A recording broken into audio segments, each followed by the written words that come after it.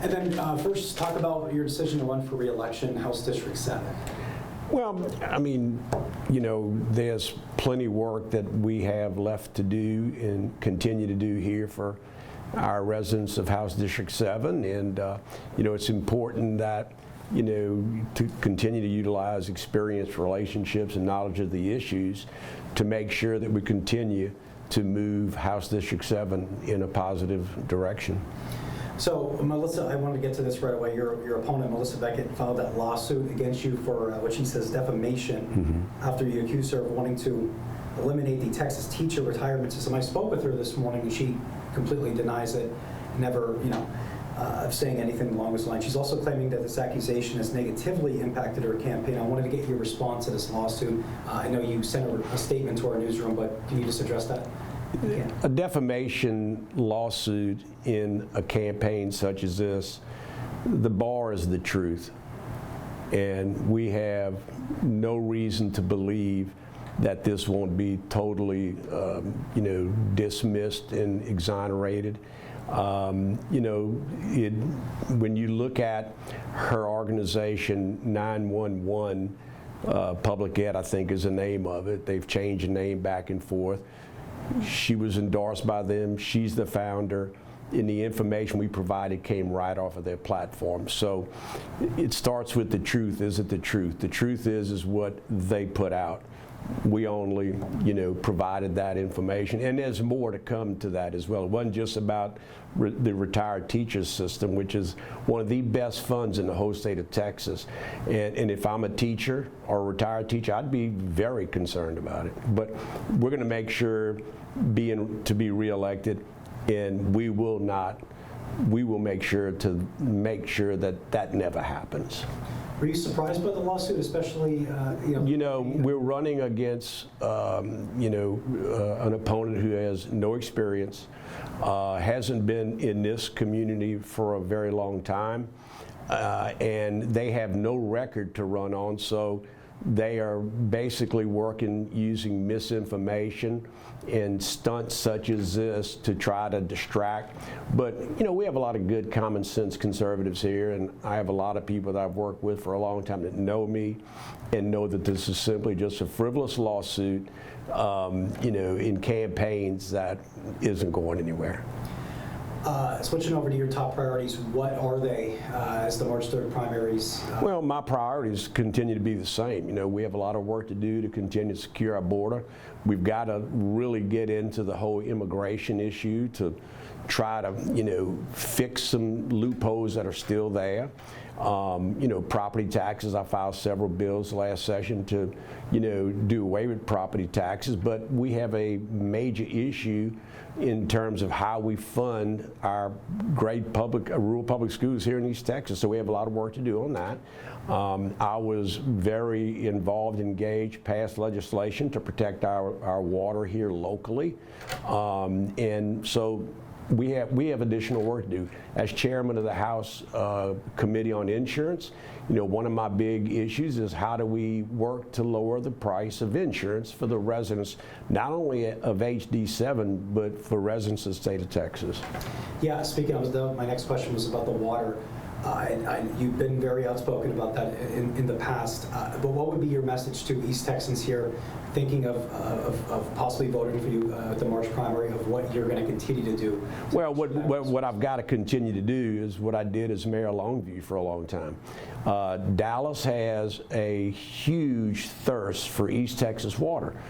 They have a lot of money when it comes to acquiring other people's water rights, et cetera, and I'm going to continue to make sure that they can't do that. Unfortunately, my opponent got involved with some things outside of our district that were basically, you know, worked against some of the things that we've already put in place for protecting Lake of the Pines. So we've got to go further now to make sure that we do not lose our water rights for Lake of the Pines and Caddo Lake. Yeah, and you also mentioned immigration there, so as another top priority. What would you say to locals here who are, you know, with the recent ICE raids around the country, some in Texas here, what would you say to some locals that maybe are nervous about their future in the country, in East Texas? if they're not in the country legally. You know, of course, I was one of the founders of St. Matthew's Catholic Church. We probably have the largest Hispanic population of any church in Longview. And my message to them has been, you know, two things really. You know, if you came in illegally, there's programs for you to return home and have an expedited return in a legal fashion. And you know, that's what they should be doing. They also should be, if they're here illegally, they don't need to be. They know one another very well. They need to avoid the criminal actors, the people with really bad criminal records as well. But I think the main thing is they need to go back to their country and under the programs that the president has provided, and come back the right way. I mean, look, let's be realistic.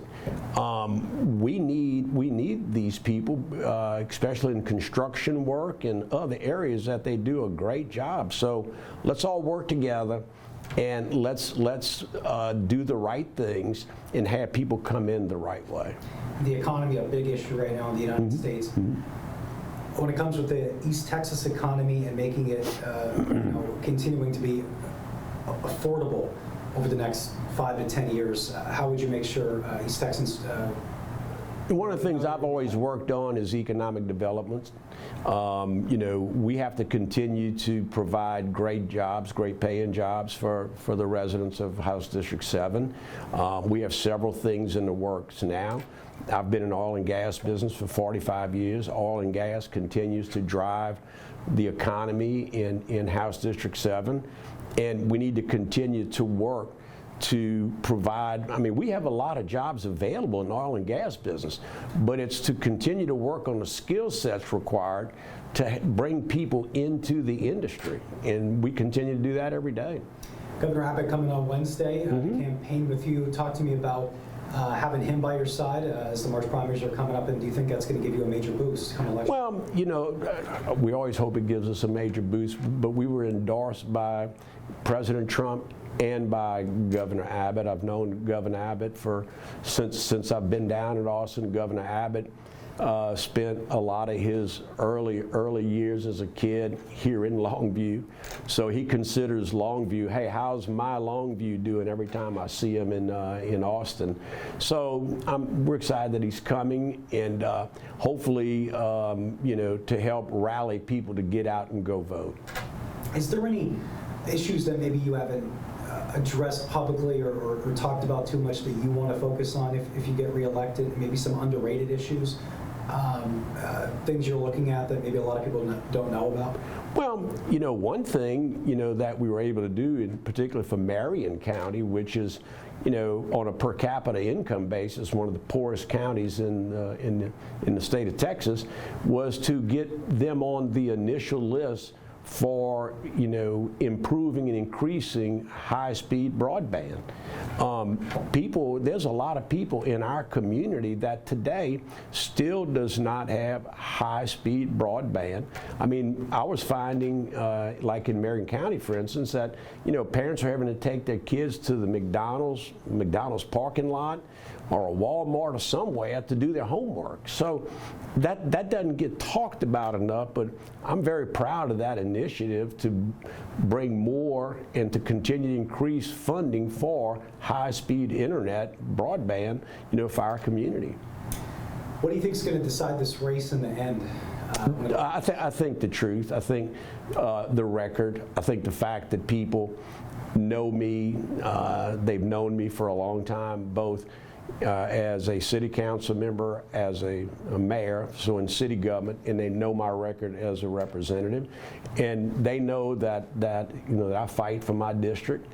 I always have, and I'll continue to be a warrior for House District 7, and people know that. There's a lot of common sense conservatives here that, you know, a lot of the misinformation, I mean, that's all my opponents have, right?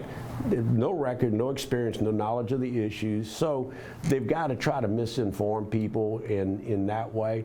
But, you know, when you visit and talk to people and explain issues, etc., people get it.